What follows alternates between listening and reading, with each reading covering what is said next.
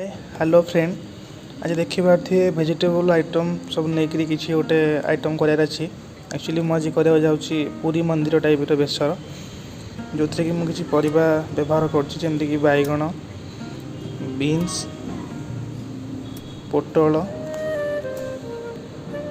गाजर सब मन रखि आप जो बेसर आइटम मिक्स भाया तरकारी किसी कर परिवार माने साइजटा ये रखिए, अधिका बड़ नुह कि अधिका छोट नुह, मीडियम साइज रखिले से भल से सीझी पार और तरकारीटा भल भाव में मिसी पार।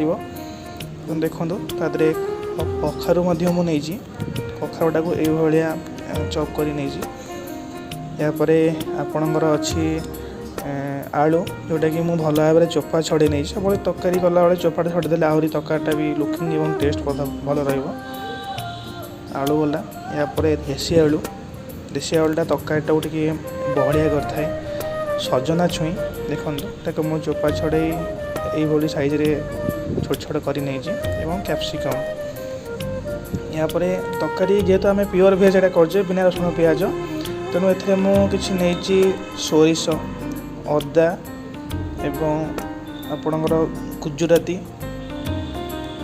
एवं देखो लंका किसी नहीं राग हिसाब से एवं डालचीन सब मन रखिए टी अधिका परिमाण नहीं थे तरकारी टे मधुरिया लगे।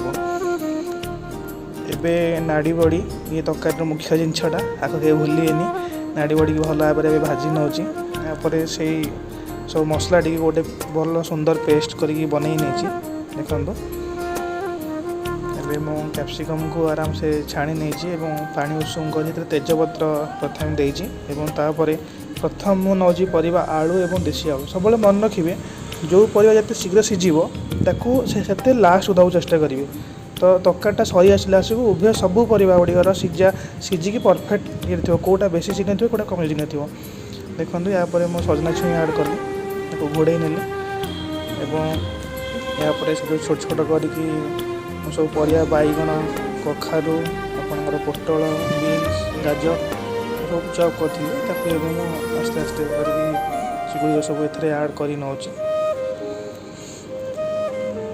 सब मन रखिए माने परिया को जो परिवा गुड़ाक माने लेट सीझे आगुआ दे देते तो सी आराम से सीझापी टाइम मिल सब गुड़िक बेसी परिवा एकदम फिटबनी कि हार्ड भी रही पूरा परफेक्ट आप सीझा सीझ देखते घोड़े नेली भल भाव में एबे से जो मसला टी को जो पेस्ट टी को तैयारी करी आड कर नौची मसलाटा आड कर से बहुत भल भाव में गोले ने जमी भल भाव से सब परिवा गुड़िक सहित भल भाव में मिसी जाए। देखो ये भाव में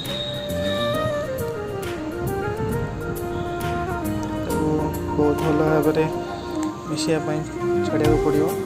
देखो यापर मुझे घोड़े देती देखो सभा लास्ट मुझे कैप्सिकम ऐड कर कैप्सिकम तो बहुत सॉफ्ट जिन जोटा कि लेट्रे ऐड न करें तो पूरा फिटिज तार किसी वैल्यू रही देखो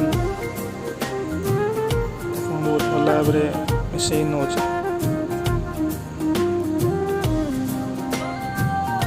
पानी अधिका दे न कि कम भी नहीं थे मीडियम पानी देते से तार फुटी फुटी से ही मर जो बेसर कर झोल रही पूरा एकदम काठुलिया भाया रहा नाड़ी बड़ी जो रखी आपंकर भाजिकी मन रखी से जेहेतु भाजी रखिए सब एकदम लास्ट ही ऐड करेंगे जब टी आगुआ ऐड करदे ताल से नाड़ी बड़ी सब फिटिज पकेबार किसी वैल्यू ही रही देखो ए नाड़ी बड़ी मुझे ऐड करुँची भाव में कर सारापर भल भाव में गोले नवा दरकार से परिवा सांगे से भी भल भाव में मिसीज।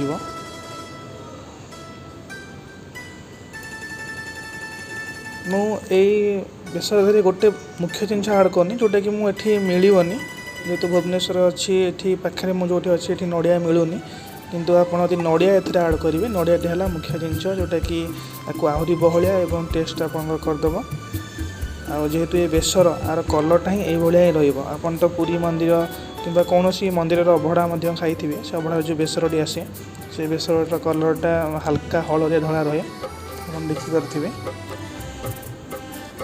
ये भाव में गोले नौची ଭଲ ଭାବରେ ପୁରା ତାକୁ ମିକ୍ସ କରିବା ଦରକାର। ପରିବା ସାଙ୍ଗରେ ଭଲ ଭାବରେ ମିଶିଯିବ। ଦେଖନ୍ତୁ ମୋର ପାଖାପାଖି ତରକାରୀ କିଛିଟା ହେଇ ଆସିଲାଣି। ତରକାରୀ ଏବେ ହେଇ ଆସିଲାଣି ଆରାମସେ। ଦେଖନ୍ତୁ ମୁଁ ଦେଶୀ ଘିଅ ନେଇଛି। ସେ ଘିଅରେ ଲାଷ୍ଟକୁ ଗୋଟେ ଛୁଙ୍କ ମରା ହେବ। ସେ ଛୁଙ୍କରେ କ'ଣ କ'ଣ ଦରକାର ହେବ ମୁଁ ତାଙ୍କୁ କହିଦେଉଛି ଆପଣଙ୍କୁ। ପ୍ରଥମେ ଦେଖନ୍ତୁ ଶୁଖିଲା ଲଙ୍କା ମୁଁ କିଛି ନେଇଗଲି। ଘିଅ ଗରମ ହେଲା ପରେ ତରକାରୀରେ ଦେଖୁଥିବେ ମାନେ ତରକାରୀଟା ହୁଏତ ତଳେ ଲାଗିଯାଇପାରେ, ଯେହେତୁ ଏକଦମ ପାଣି ନାହିଁ, ପୁରା କାଠୁଲିଆ ହେଇକି ଶୁଖିଲା ଶୁଖିଲା ହେଇଛି, ତେଣୁ ତାକୁ ମଝିରେ ମଝିରେ ବି ଦେଖିବାକୁ ପଡ଼ୁଛି। ତାକୁ ବହୁତ ଭାବରେ ଗୋଳେଇ ନେବେ ଯେମିତିକି ତଳ ଲାଗିନଥିବ। ଦେଖନ୍ତୁ ଏବେ ଦେଖନ୍ତୁ ସେଇ ଯେଉଁ ଲଙ୍କା ପକାଇଥିଲି ଘିଅରେ, ଏବେ କିଛି ଫୁଟଣ ମୁଁ ପକାଇଲି।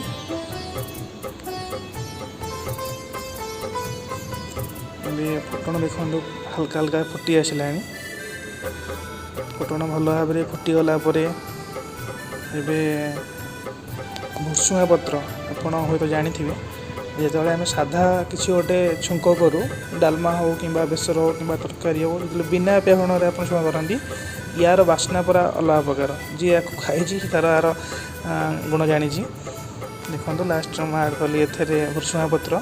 ତାକୁ ହାଲକା ଏକଦମ କଡ଼ାକିରି ଭାଜିବେନି, ଟିକେ ହାଲକା ଯେମିତି ଭାଜି ହେଇଯିବ ଭଲ ଭାବରେ। ଦେଖନ୍ତୁ ଏକଦମ କଡ଼ାକିରି ଭାଜିନି। ଏବେ ୟାକୁ ସେଇ ତରକାରୀରେ ଆଡ଼୍ କରିନେବେ।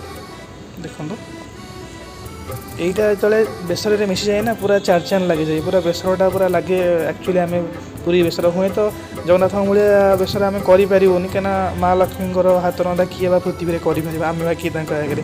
କିନ୍ତୁ ୟାକୁ ଯେତେବେଳେ ଆମେ ଏଇ ଛୁଙ୍କଟା ଯେତେବେଳେ ମରା ହୁଏ, ଆମକୁ ପାଖାପାଖି ଲାଗେ କି ଆମେ ଠାକୁରଙ୍କ ବେସର ଖାଇଲା ଭଳିଆ। ଦେଖନ୍ତୁ ଲାଷ୍ଟରେ ଆପଣ ଗରମ ମସଲା ଆଡ଼୍ କରିବେ। ଯେହେତୁ ମୁଁ ଡାଲଚିନି ସେଠି ଦେଇଥିଲି, ତ ଏଠି ମୁଁ ବେଶୀ ଗରମ ମସଲା ଆଡ଼୍ କରୁନି, କାହିଁକିନା ଆପଣ ଜାଣିଥିବେ ଗରମ ମସଲାରେ ବି ଡାଲଚିନି ଗୁଜୁରାତି ବି ରହେ, ତେଣୁ ମୁଁ ହାଲକା ଏଠି ଗରମ ମସଲା ଆଡ଼୍ କରୁଛି।